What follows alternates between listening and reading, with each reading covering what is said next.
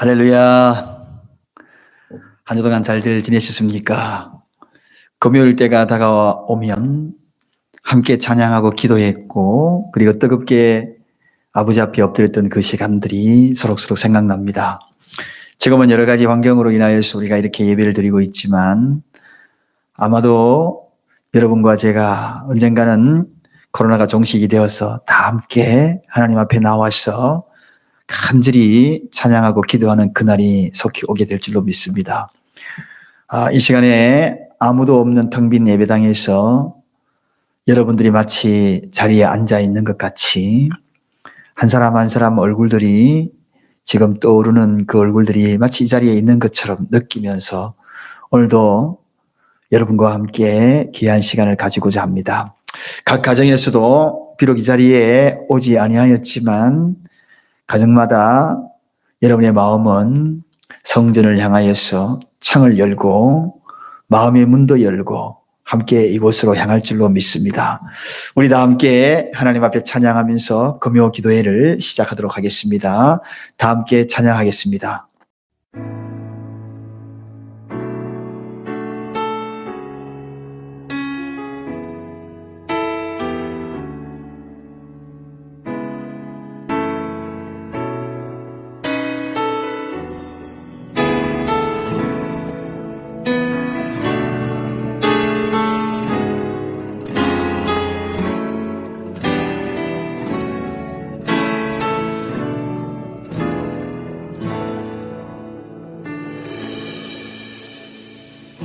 무한 시절 지날 때 깊은 한숨 내쉴 때 그런 풍경 보시며 단식하는 분 있네. 고와 같이 너희를 버려두지 않으리. 내가 너희와 영원히 함께하리라. 성령이 오셨네. 성령이 오셨네.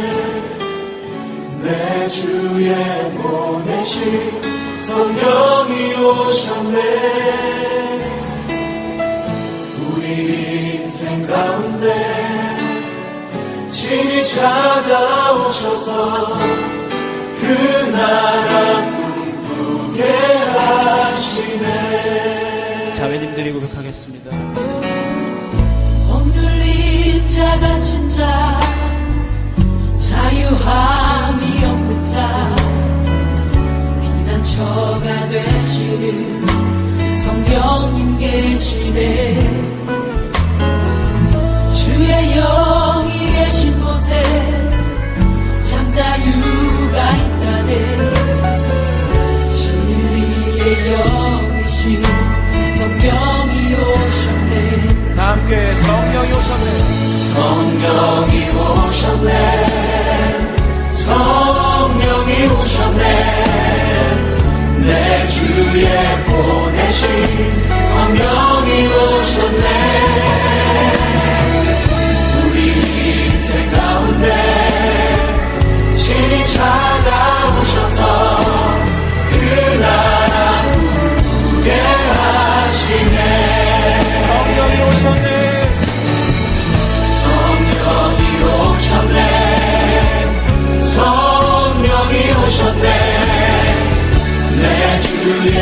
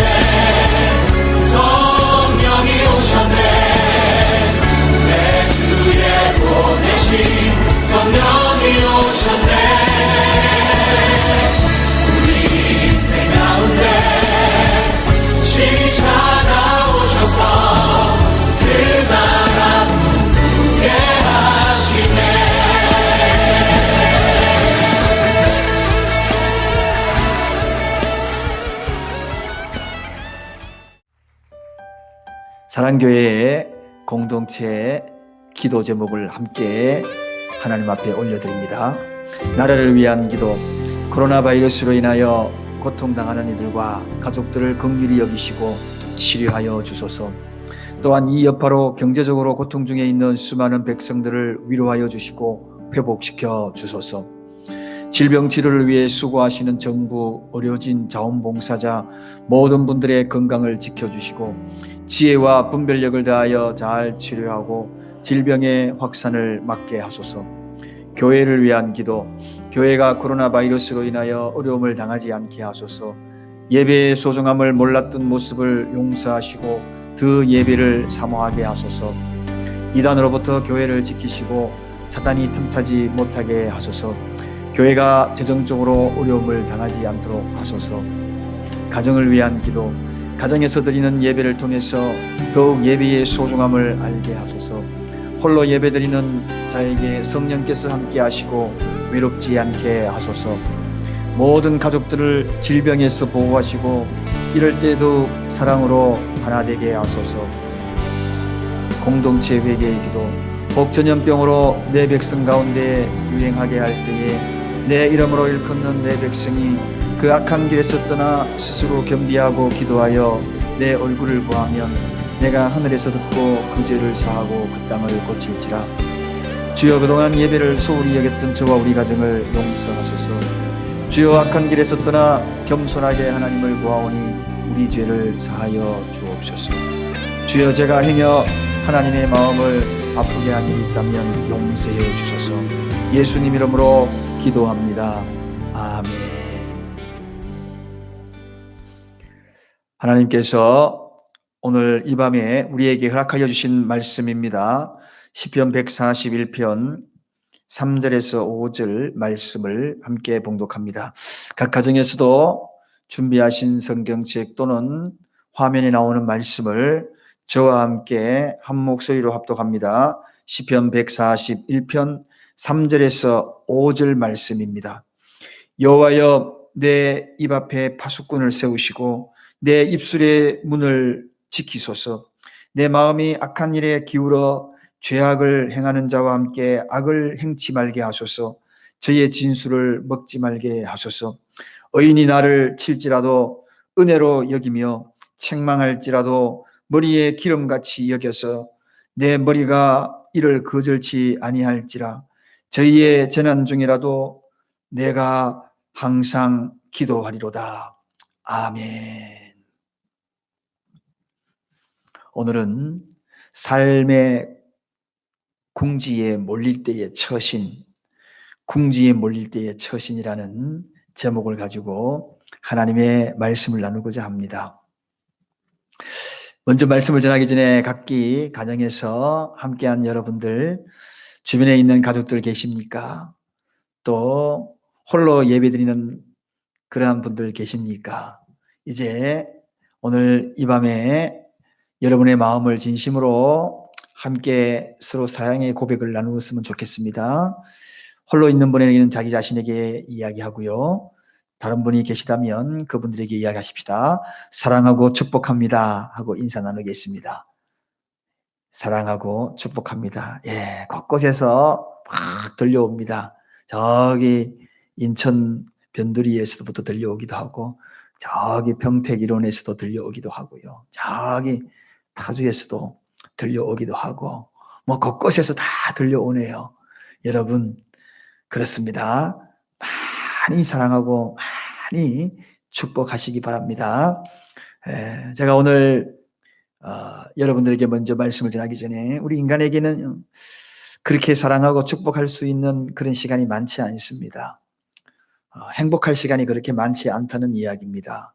행복지수가 한국 사람들은 74.6세라고 합니다.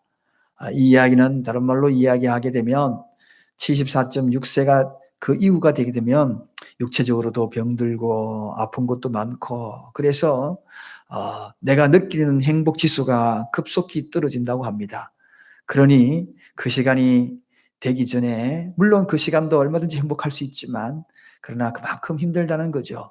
그래서 우리가 이 세상에서 생명이 있고 또 우리가 호흡을 할 수 있는 동안에 많이 사랑하고 많이 축복하는 그러한 시간으로 정말 행복했으면 좋겠다는 생각이 들어갑니다. 작년부터 시작이 된 이 코로나19가 정말 우리의 삶에 정말 깊숙이 파고들어서 우리를 아주 공궁에 빠뜨리기도 합니다. 당국 조치를 보면 참 힘에 겨워서 안타깝게 여기지기도 하고 병원들의 모든 관계된 분들 정말 힘들어하는 모습이 보이는 것 같고요. 소상공인들도 마찬가지거니와 모든 분들도 마찬가지. 학교는 학교대로 그렇고 그리고 교회는 교회대로 쉽지 않은 그러한 시간들을 보내고 있습니다. 이러한 모든 시간들 어쩌면 우리 모두가 다 이러한 궁지에 몰린 듯한 그런 느낌을 받는 그때가 바로 지금이 아닌가 하는 생각이 듭니다. 특별히 이런 어려운 상황 속에서 환경으로 궁지에 몰리고 또 그 누군가를 통하여서 어려움을 당하여 궁지에 몰리고 그런 경우가 이 시대에 더욱더 많이 나타나는 것 같아요. 궁지라는 것은 매우 곤란하고 어려운 일을 당한 처지 이렇게 사전에서 이야기합니다. 매우 곤란하고 정말 어려운 일을 당하는 그러한 일들이 나에게 있다는 겁니다. 그게 바로 궁지에 몰렸다. 여러분은 말 못할 그런 환경 그리고 그런 궁지에 몰렸을 때에 어떻게 처신합니까? 어떻게 처신합니까? 여러분 궁지에 몰릴 때에 처신하는 것이 정말 중요합니다. 잘 처신해야지 그 궁지에서 빨리 탈출할 수 있고요. 그리고 그 궁지에서 빨리 다시 재기할 수 있습니다. 그러나 우리가 처신을 잘못하면 그 궁지가 더욱더 깊게만 느껴지고 더욱더 수렁으로 빠져 들어가게 될 것이라는 것입니다. 그래서 사람이 궁지에 몰릴 때에 그리고 처신을 잘 해나갈 때에 더욱더 빛을 발하게 되고 더욱더 멋지고 아름답게 보입니다. 오늘 본문에 다윗의 이야기가 소개가 되고 있는데 이 다윗이 정말 어려운 환경과 대적의 그러한 몰림을 통하여서 궁지에 몰려 들어가게 됩니다. 그런데 이 다윗이 그런 어려운 궁지에 몰렸음에도 불구하고 위대하게 보이는 이유가 무엇입니까? 그의 모습이 아름답게 보이는 이유가 무엇인가요? 그것은 다른 것이 아니라 정말 어려운 궁지 속에 몰렸다 할지라도 그 처신을 잘하니까 위대하게 보이고 급기야 그가 위대한 성군 다윗으로 거듭나거든요. 여러분 오늘 이 시간에 행여 여러분의 인생에 정말 그 누군가를 통하여 궁지에 몰리거나 아니면 어떤 환경을 통하여 궁지에 몰렸던 그런 분이 계십니까? 오늘 이 다윗을 집중하십시다. 다윗의 모습이 마치 교과서처럼 보여요. 궁지에 몰릴 때 마치 교과서처럼 보입니다. 거기에 있는 내용들을 잘 배워서 우리가 삶 속에 지금도 궁지에 몰려서 어려움을 당하고 있을 때마다 그대로 적용해 나간다 그러면 우리도 다윗같이 그 궁지에서 자유함을 얻게 되고 위대한 다윗의 그 삶을 우리도 살 수 있지 않을까 하는 그러한 의미 속에서 오늘 이 말씀을 전합니다. 그렇다면 다윗은 궁지에 몰렸을 때에 그가 어떻게 했는가? 첫 번째는 먼저 입술로 범죄치 않기 위하여 하나님 앞에 기도했다. 성경에 그렇게 소개합니다. 자, 우리 본문 3절 다 같이 한번 읽어보겠습니다. 여호와여 내 입 앞에 파수꾼을 세우시고 내 입술의 문을 지키소서. 여러분 지금 다윗은 대적들을 통하여서 엄청난 궁지에 몰렸어요. 그런 궁지에 몰린 그 상태에서 지금 다윗이 하는 기도를 보십시오. 여호와여 내 입 앞에 파수꾼을 세우시고 내 입술의 문을 지키소서. 입술로 범죄치 아니하겠다는 것입니다. 여러분 지렁이도 밟으면 꿈틀거린다는 말이 있습니다. 이 이야기는 한낱 미물도 정말 궁지에 몰리게 되면 자기를 방어한다는 이야기죠. 사람도 마찬가지입니다. 자기를 힘들게 만들고 궁지에 몰고 그런 환경이 자기에게 닥치면 자기를 방어하고자 하는 속성이 분명히 나타납니다. 그 중에서 가장 먼저 반응하는 것이 어디입니까? 바로 이 입이거든요. 입을 통하여 궁지에 몰고 있는 그 사람을, 그 상대를 저주하기도 하고 악담하기도 하고 비난하기도 하고 그런 마음이 가장 먼저 생겨난다는 겁니다. 특히 본인이 애매하게 궁지에 몰릴수록 더욱더 불평이 나오고 더욱더 원망이 나오고 비난이 나오고 저주가 나오는 거, 그것은 인간이기에 어쩔 수 없다는 겁니다. 그런데 오늘 다윗은 뭐라고 합니까? 그런 환경에, 그런 속에서 입술로 나도 모르게 튀어나오는 그러한 입술의 범죄를 범하지 아니하도록 하나님 앞에 지금 기도하고 있다는 것입니다. 여러분, 궁지에 몰리셨습니까? 그 누군가로부터 여러분을 궁지에 몰림을 당하여 지금 힘들고 있습니까? 그것이 사람인가요? 그것이 환경인가요? 그럴 때일수록 내 입술을 지키는, 그리고 내 입술로 범죄치 아니할 수 있도록 하나님 앞에 기도해야 합니다. 오늘 다윗은 내 입에 파수꾼을 세우고 내 입술의 문을 지키게 해달라고 그렇게 이야기하잖아요. 여러분, 인간은 항상 혀의 남용이 문제가 됩니다. 혀, 모든 원인이 바로 이 혀로부터 출발이 되었다는 겁니다. 혀가 인간의 멸망을 초래하는 그러한 큰 위험이 된다는 겁니다. 그래서 잠언 13장 3절에 뭐라고 이야기합니까? 입을 지키는 자는 그 생명을 보존하나 입을 크게 벌리는 자에게는 멸망이 오느니라. 그렇게 이야기하거든요. 입을 제대로 지키지 못하면 멸망이 온다. 입을 잘 지키면 생명을 보존한다. 궁지에 몰릴수록 더욱더 입을 잘 지켜야 합니다. 그렇습니다. 누에가 입에서 나오는 그것을 통하여 누에 고치, 자기 집을 짓지 않습니까? 우리 인생도 마찬가지입니다. 내가 말하는 그것을 통하여 내 인생을, 내가 살 그곳을 짓는다는 겁니다. 내 인생을 짓는다는 것입니다. 그래서 궁지에 몰릴수록 여러분 자꾸 말로서 자기를 변론하다 보니, 그리고 자기를 방어하다 보니 어떻게 됩니까? 오히려 궁지에 모은 사람들을 어떻게 해요? 저주하기도 하고, 그리고 원망하기도 하고, 비난하기도 하고, 그리고 또 급기야는 그 모든 자들을 저주하여서 결국은 많은 사람들에게 그것을 알리려고도 하기도 하고, 그런 마음이 자꾸 들어가는 겁니다.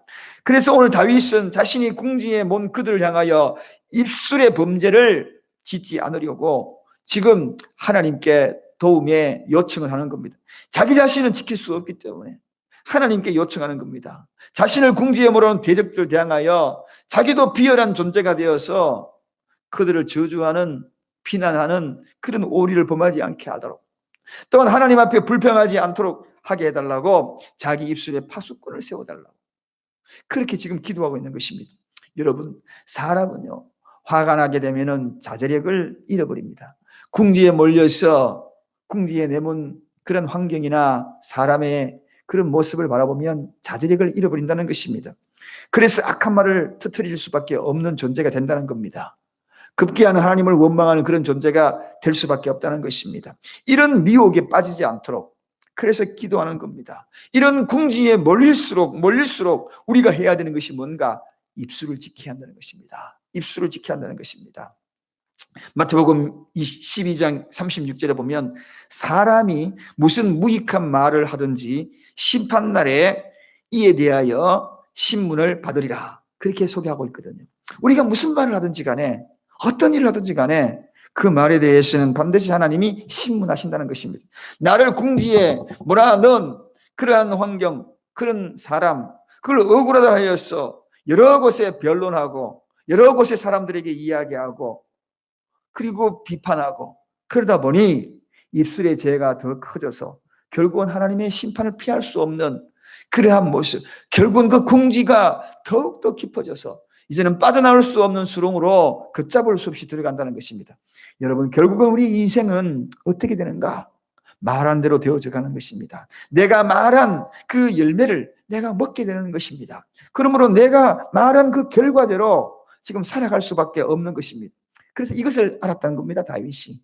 지금 내가 말하는 이러한 환경도 얼마든지 반론을 제기하고 할 수도 있는 상황이지만, 그러나 그가 궁지에 몰릴수록 그런 입술을 더욱더 지켜서, 그리고 자기 스스로 지킬 수 없기에 하나님 앞에 기도하는 겁니다. 하나님, 내 입술에 파수꾼을 세워달라고, 말하고 싶어도 참을 수 있게 해달라고, 변론하고 싶고 비판하고 싶고 그리고 저주하고 싶고 그러지만 주여, 내 입술에 파수꾼을 지켜 나의 입술을 지켜달라고 그렇게 기도하는 것입니다. 자, 이것이 바로 궁지에 몰릴 때에 첫 번째 다윗이 생각했던 겁니다.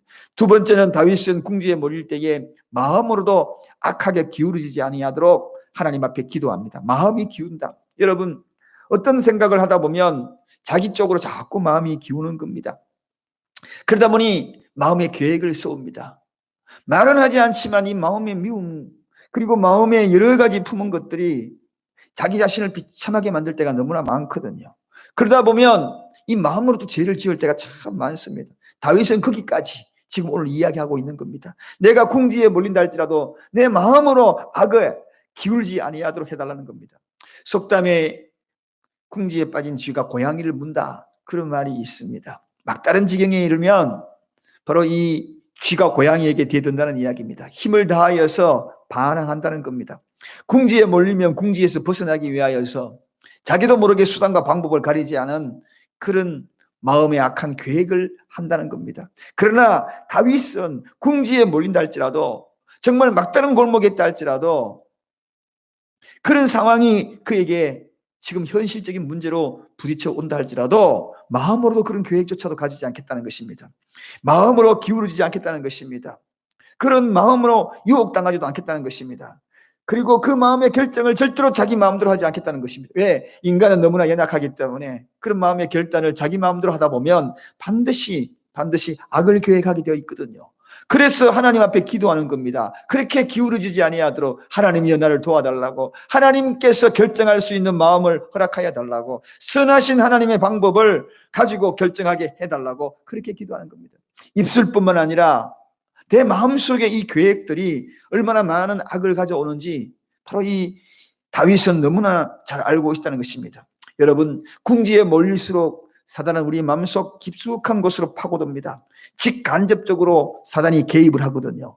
결국은 마음으로 계획한 것을 겉으로 드러내게 만들게 되는 겁니다. 결국 우리 인생을 악에 빠지게 만들고 그리고 멸망당하게 만드는 것이 이게 바로 사단의 계획이거든요.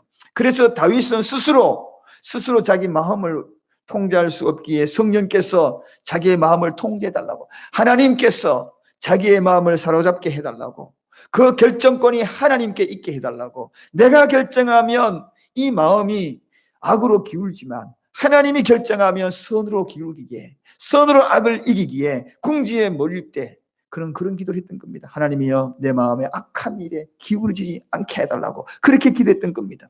사랑하는 여러분, 마귀는 우리 모두를 망하게 하는 것에 가장 큰 목적이 있다는 사실을 잊어서는 아니 됩니다.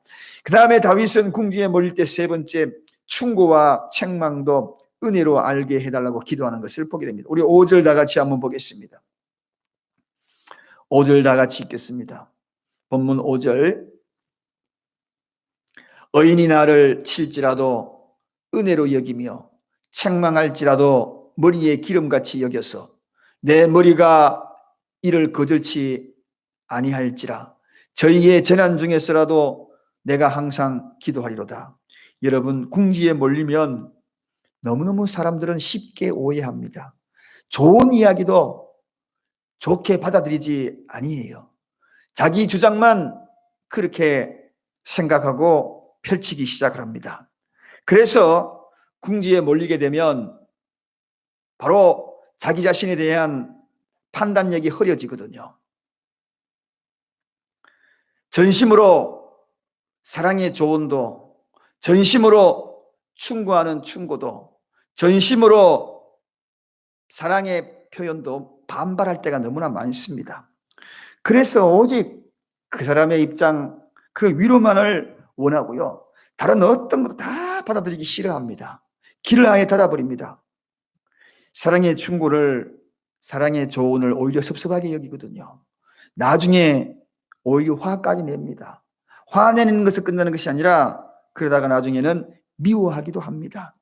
사랑하고 아껴서 해준 말인데 그걸 받아들이는 마음에 되어 있지 않다는 겁니다.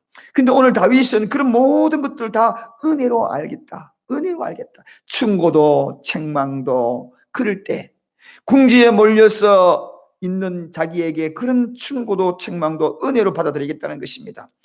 여러분, 이게 정말 중요합니다. 사랑의 말, 충고, 조언, 은혜로 받아들일 수 있는 사람, 그 사람은 궁지에서 회복이 됩니다. 나올 수 있습니다. 그러나 그런 이야기를 듣기를 싫어하고 귀를 닫아버리고 화를 내고 급기야는 미움으로 가득 차버리면 결국은 나중에 그 궁지의 그 깊이가 더해질 겁니다. 제가 전에 사역할 때에 어떤 성도님을 전심으로 정말 사랑했습니다. 교회에도 정말 충성스러운 하나님의 일꾼이었고, 그러니 제가 얼마나 마음에 두고 그분의 모든 환경과 상황을 위하여서 관심을 가지고 기도하겠습니까? 어느 날 그 성도님이 정말 말할 수 없는 그런 궁지에 빠져든 겁니다. 저는 원인을 알고 있었어요. 그래서 어느 날 그 성도님을 불러서 조용조용 정말 전심으로 사랑하는 마음으로 이건 이렇게 했으면 좋겠다, 저렇게 했으면 좋겠다, 정말 사랑의 충고, 조언, 권면을 제가 했습니다. 그런데 그 이야기를 듣던 그 성도님은 얼굴이 붉어지더니만 금방 화도 내고요, 그리고 듣기 싫어하고요, 급기야는 나중에는 미워하기도 하고, 그리고 심지어는 저에게 오히려 따지기도 하더라고요. 그 뒤에 시간이 얼마 안 되져서 결국은 교회를 떠나는 것을 보았습니다. 정말 마음이 아프더라고요. 저는 전심으로 사랑하는 마음으로 그렇게 궁지에 몰려있기 때문에 이렇게 하는 것이 좋을 거라고 조언을 하고, 그것이 때로는 충고가 될 수 있고, 그리고 그것이 때로는 약간의 책망이 될 수 있었는데, 그렇게 하면 바로 될 텐데, 그런 생각을 했는데 결국은 그것이 좋지 못한 결과로 미워하면서 떠나버리는 결과를 가져오더라고요. 그때부터는 지금까지 제 목회의 하나의 나름대로의 원칙을 세운 것이 있습니다. 충고나 권면, 이런 책망, 이런 것들을 들을 귀가 되어 있지 않으면 절대로 하지 않겠다. 절대로 하지 않겠다. 반면에 들을 귀가 있는 그런 성도님들에게는 제가 충고도 하기도 하고, 또는 책망도 하기도 하고, 권면도 하기도 합니다. 그래서 그분들이 정말 어려운 환경에서 빨리 벗어날 수 있도록 길을 제시해 줄 때가 있다는 이야기입니다. 그러나 들을 자세가 안 된 사람에게는 그런 이야기하면 오히려 더 못 견디더라고요. 오히려 미워하고, 오히려 나중에는 오히려 더 비판하고 분노하고 그런 모습을 보았기 때문에 그 이후로부터 제가 분명한 그런 목회 원칙을 세운 거예요. 성경에도 그런 내용이 나와 있더라고요. 잠언 9장 8절에 보니까 거만한 자를 책망하지 말라. 그가 너를 미워할까 두려우니라. 지혜 있는 자를 책망하라. 그가 너를 사랑하리라. 사랑하리라. 어떤 분들은 책망해주면, 바른 길을 제시해주면 그 이야기 듣고 오히려 사랑하는 사람이 있어요. 고마워요. 그렇게 한번 해볼게요. 그러나 거만한 자는 오히려 미워한다는 겁니다. 거만한 자는 절대로 권면이나 책망을 바르게 받아들이지 아니하고 오히려 미워한다는 겁니다. 그러나 지혜로운 자는 권면이나 책망을 오히려 더 사랑해주는 마음의 표현인 줄 알고 더 사랑한다는 겁니다. 여러분, 충고나 권면 받을 만한 그릇이 안 되면 책망 안 하는 것이 훨씬 더 좋습니다. 고치기는커녕 오히려 미워하고 오히려 원수가 되기 때문입니다. 그러나 권면이나 충고, 그런 걸 받을 만한 그릇이 된다는 그 그릇은 바로 충분한 사랑의 대상이 오히려 되어버린다는 거죠. 여러분, 오늘 그런데 본문에 있는 다윗을 한번 보십시오. 의인이 나를 칠지라도 은혜를 여기고, 그리고 책망할지라도 머리에 기름처럼 여기고 거절하지 않겠다, 그렇게 이야기합니다. 그 말이 얼마나 지혜롭게 들립니까? 여기서 의인이라는 것은 믿음의 사람들이거든요. 그런들의 이야기, 그분들의 이야기의 충고를 자신이 칠 정도로 심했다는 겁니다. 자신이 칠 정도로 그렇게 고통스러운 그런 책망이었다는 겁니다. 그런데도 불구하고 어떻게 해요? 은혜로 다 받아들였다는 겁니다. 은혜로 받아들였다. 심지어는 그 책망을 머리에 기름으로 알겠다는 겁니다. 여러분, 당시에 이 기름을 동방에서는 귀하고 그리고 소중하고 중요한 손님이 방문할 때에 그 기름을 머리에 부었다고 합니다. 최고의 예우라는 겁니다. 최고의 예우. 그런데 책망하는 그런 사람들에게 오히려 기름으로 여기겠다. 그 이야기는 무엇입니까? 최고의 예우로 오히려 존경해 주겠다. 오히려 사랑해 주겠다. 그런 표현입니다. 얼마나 은혜롭게 봤습니까? 책망 혹은 충고의 내용 어떤 것이든지 간에 좋은 의도에 있어 그렇게 기꺼이 받고 오히려 사랑해 주겠다는 겁니다. 기름 부음을 오히려 허락하겠다는 겁니다. 여러분, 이것이 바로 다윗의 모습이었습니다. 이런 바른 삶을 추구하는 진지하고 겸허한 자세가 바로 이 다윗이 궁지에 몰렸을 때에도 그렇게 받아들였다는 겁니다. 사람이 궁지에 몰리면 그런 내용은 극히 받기 힘들거든요. 그러나 아무리 혹독하고 거친 그런 말이라 할지라도, 책망 그러한 모습이라 할지라도 은혜로 받겠다는 겁니다. 이게 다윗의 모습입니다. 오히려 책망 듣고도 아멘 하면서 반응했다는 겁니다. 이게 바로 다윗의 모습입니다. 얼마나 은혜로운 모습입니까? 사랑하는 여러분, 지혜로운 자입니다. 궁지에 몰리셨습니까? 그렇다면 주변에 여러분들에게 가끔씩 한마디씩, 그래도 가까운 친구들이, 또 가까운 성도님들이 생각해서 한두 마디 할 때가 있습니다. 그런 것을 상처로 여기면 안 됩니다. 궁지에 몰릴 때 은혜로 받아들여야지.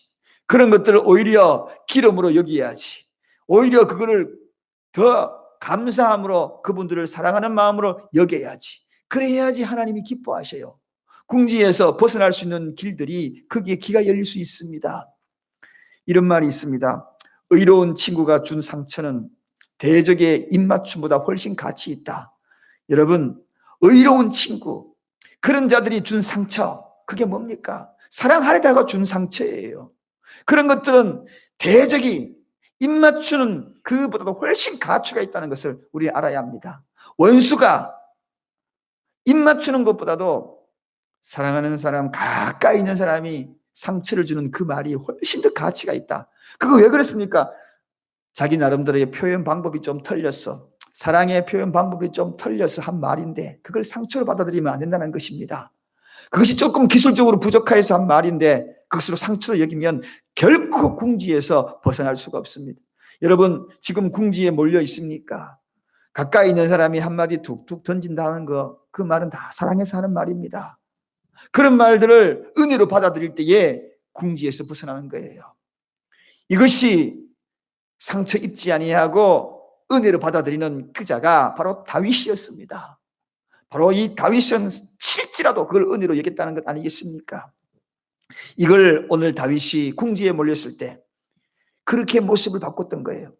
결론적으로 다윗은 이러한 모습, 이런 상황에서도 어떻게 해요? 재난 중에도 내가 항상 기도하리라, 그렇게 이야기합니다. 저희 모든 대적들이 항상 그런 궁지에 몰고 또 몰아도 나는 내가 그런 환경 중이지만 항상 기도하리라. 이게 바로 다윗의 모습입니다. 여러분, 너희 중에 고난당하는 자가 있느냐? 저희는 기도할 것이요. 기도할 것이요. 궁지에 몰릴수록, 다윗은 바로 궁지에 몰린 그 자체, 그럴수록 더 하나님 앞에 가까이 가려고 노력했던 겁니다. 여러분, 하나님 앞에 가까이 가는 방법 중에 가장 좋은 방법이 뭡니까? 기도하는 것이거든요. 기도는 뭡니까? 하나님과 나와의 영적인 접촉점입니다. 그러므로 우리가 기도하는 겁니다. 이 기도야말로 우리가 오늘 저녁에 이제 궁지에 몰릴 때에 앞에서 이야기했던 이 세 가지를 잘 명심하고 그렇게 되지 아니하도록 꼭 그렇게 해달라고 기도하는 이 다윗의 모습. 이사야 55장 6절에는 이렇게 말씀하지 않습니까? 너희는 여호와를 만날 만한 때에 나를 찾으라. 가까이 계실 때에 그를 부르라. 그렇게 이야기했잖아요. 성경은 분명히 이야기합니다. 오히려 다윗이 궁지에 몰릴 때에 더욱 하나님께 가까이 갈 수 있는 그런 절호의 기회, 그 기회를 다윗이 삼았다는 것입니다. 그래서 오늘 다윗은 궁지에 몰릴 때 세 가지를 생각하면서 이 세 가지를 통하여 하나님 앞에 기도하며 궁지에서 탈출하는 그런 은혜를 누렸습니다. 그 세 가지가 무엇이었습니까? 다윗은 궁지에 몰릴 때에 먼저 처신을 잘해야 하는데, 그 어떻게 처신했나요? 입술로 범죄치 아니하도록 하나님 앞에 기도했다는 겁니다. 이게 바로 첫 번째 처신입니다. 두 번째, 궁지에 몰릴 때 어떻게 처신했습니까? 마음으로도 악한 일을 도모하지 말자. 내 마음으로도 이것으로 계획하지도 말자. 생각지도 말자.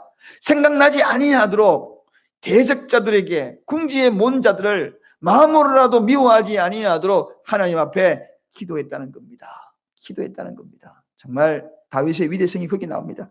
그 다음에 다윗이 궁지에 몰렸을 때에 어떤 주변에 있는 사람이 충고하고 책망하고 그럴 때에 상처로 여기지 않았다.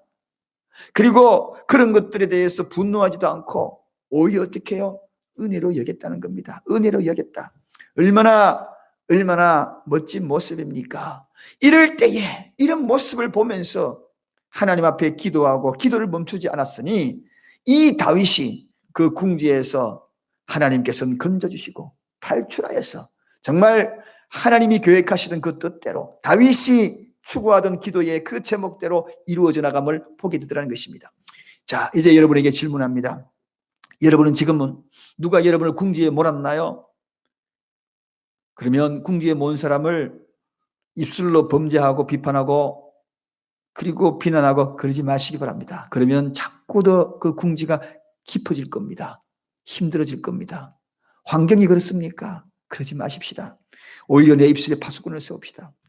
여러분, 오늘 우리가 이 밤에 그 질문을 꼭 던져야 합니다. 마음으로도 혹시 계획한 것이 없습니까? 마음으로도 자꾸 그런 마음이 들어갈 때 하나님 마음 들어가지 않도록 미움의 감정이 싹트지 않도록 기도하십시다. 궁지에 몰릴 때 이럴 때일수록 더욱더 책망 음성이 들릴 겁니다.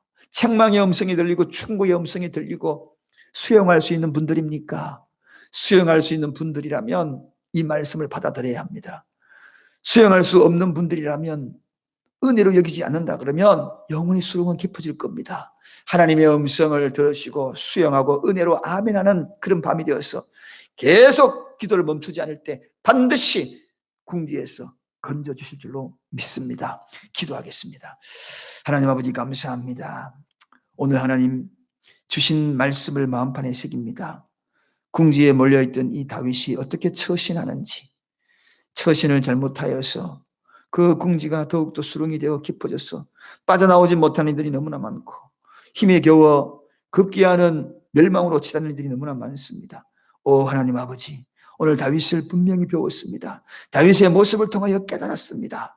오늘 이 깨달음을 기도 시간에 적용하여서 정말 말씀이 살아 약동하게 움직이게 하여서 내 삶 속에 궁지에 몰릴 때마다, 아니 지금 궁지에 몰려 있을 때에 이와 같은 다윗의 마음으로 기도할 때에 벗어날 수 있게 하시옵시고 다시 회복되게 하여 주시옵소서. 오늘 우리가 함께 기도하는 이 밤, 그 밤이 되게 하여 주옵소서. 예수 그리스도의 이름으로 간절히 기도드리옵나이다. 아멘.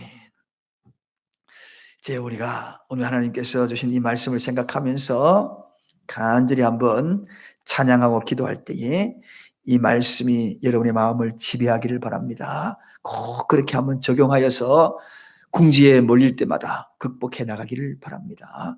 다 함께 찬양 후에 가족들을 위하여 기도하고 여러분의 개인을 위하여 기도하고 기도 제목을 함께 나누며 각 가정에서 간절히 기도하는 시간 되기를 바랍니다. 다 같이 찬양하시겠습니다.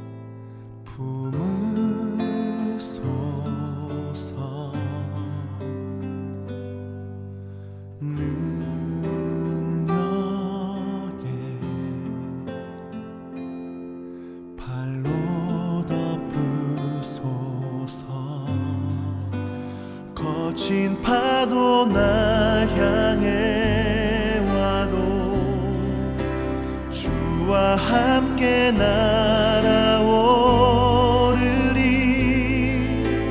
폭풍 가운데 나의 영혼 잠잠하게 주를 보리라.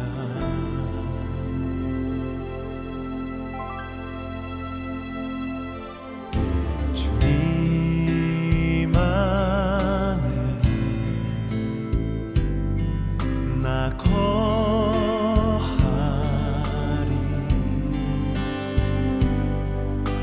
주 능력 나 잠잠히 믿네. 거친 파도 날 향해 와도 주와 함께 날아오르리. 폭풍 가운데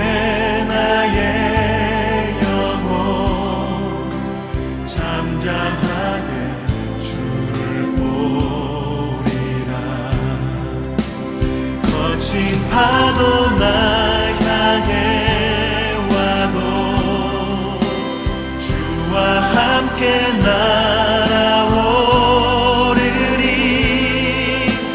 폭풍 가운데 나의 영혼 잠잠하게 주를 보리라.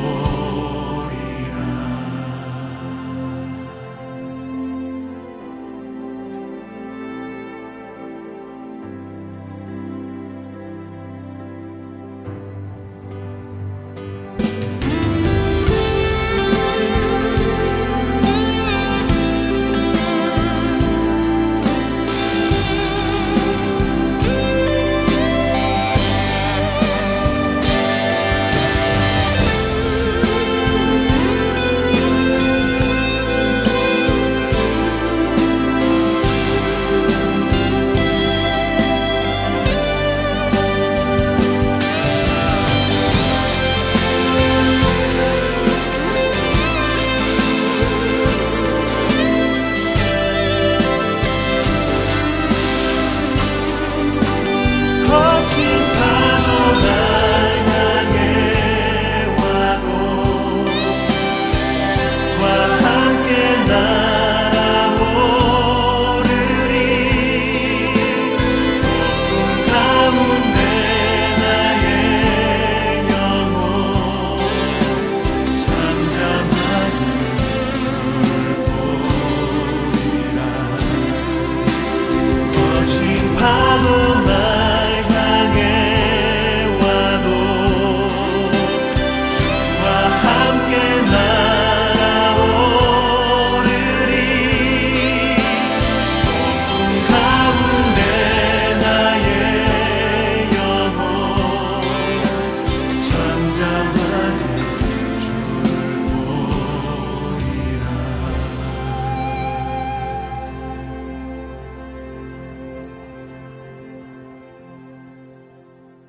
주쁨에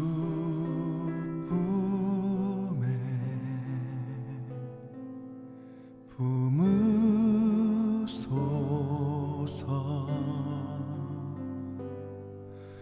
능력에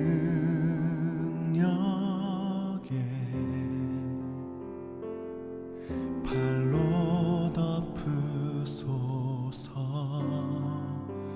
거친 파도 날 향해 와도 주와 함께 날아오르리. 폭풍 가운데 나의 영혼 잠잠하게 주를 보리라.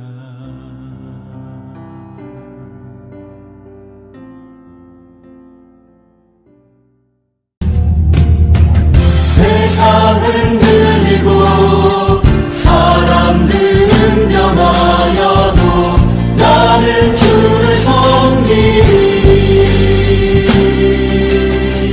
주님의 사랑은 영원히 변하지 않네. 나는 주를 신뢰해. 오직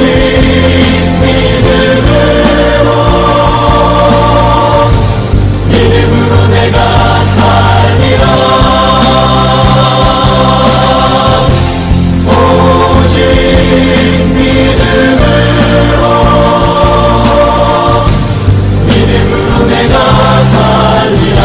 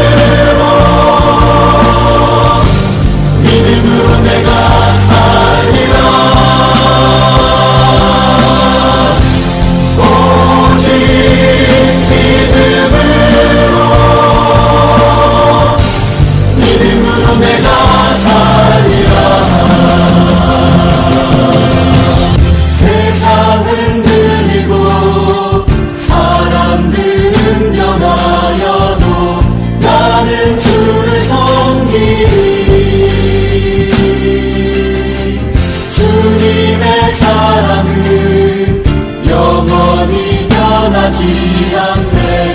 나는 주를 신뢰해. 오직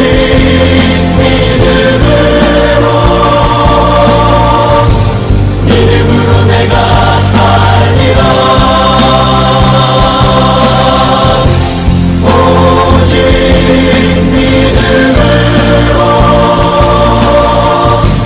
믿음으로 내가 살리라. 오직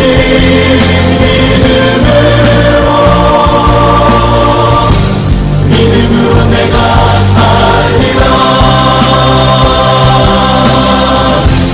오직